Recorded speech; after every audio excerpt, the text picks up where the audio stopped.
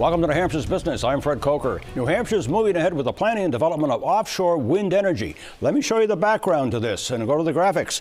2014, the legislature studied offshore wind energy with the Department of Environmental Services input. Then in 2019, Governor Sununu asked the federal government for a task force on offshore wind project locations, which would include New Hampshire, Massachusetts, and Maine. We'll talk about in a minute. Key findings of the committee: wind off the New Hampshire coast potential, 2.8 gigawatts of electricity. Let me tell you, 1 gigawatt equals 1 billion watts. That's energy for 725,000 homes. You can imagine what 2.8 gigawatts would do. Location offshore, 3 or more miles beyond the Isle of Shoals. The use of floating platforms for turbine foundations. And then this.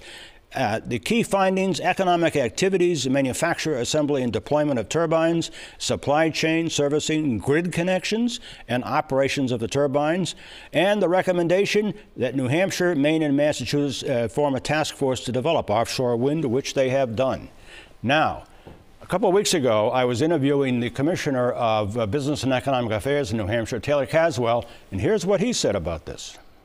Well, I mean, we did just start having a series of meetings with the federal government about leasing offshore wind sites off in the Gulf of Maine. And I do think that there's a really strong potential for that industry, potentially in the next 4 to 5 years, to really have a significant impact on costs throughout New England. And with me to talk about this is somebody who knows this subject well, Michael Behrman, Director of Business Development for Clean Energy New Hampshire, which is a group of businesses that all have bought into this, right? Michael, welcome. Yes, thank you for having me. Nice to have you here. Just all that information we just put up on the screen, where is this project right now? Yeah, offshore wind is just getting started for New Hampshire and the Gulf of Maine. We're very excited about it. It has a lot of opportunity to address a number of different issues: workforce, cost of energy, and we're in the assessment phase right now. There's a lot of information we need to gather, but there are a lot of people working on this issue and interested at the moment. So we'll be working with our partners in Maine and Massachusetts to really develop an understanding of what the capabilities are here in the Gulf of Maine. How could this affect the price of electricity? Because that has been the elephant in the room, so to speak, in New England for years.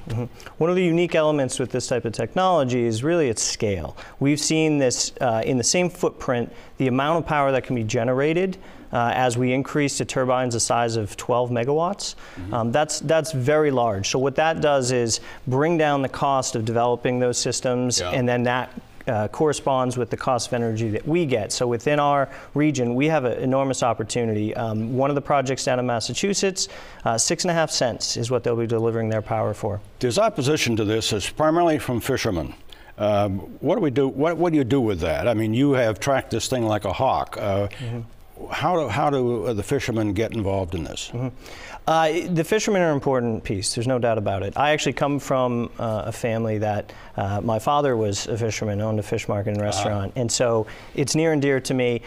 It's vital. The process right now that we're going through with this BOEM Intergovernmental Task Force is really to identify where the locations are in most appropriate locations for this type of energy development, so that we don't interfere with the fishing community. And in about 15 seconds, there's an economic upside to this. Yes, there's a very significant economic upside. The opportunity for workforce development, for advanced research into different technologies. Floating wind turbines are really what I think we're going to see within the Gulf of Maine. Those are just starting to become an element in the manufacture and the assembly and the deployment of these also, which will be a big business. Michael Behrman, the Business Development Director for Clean Energy New Hampshire, thank you.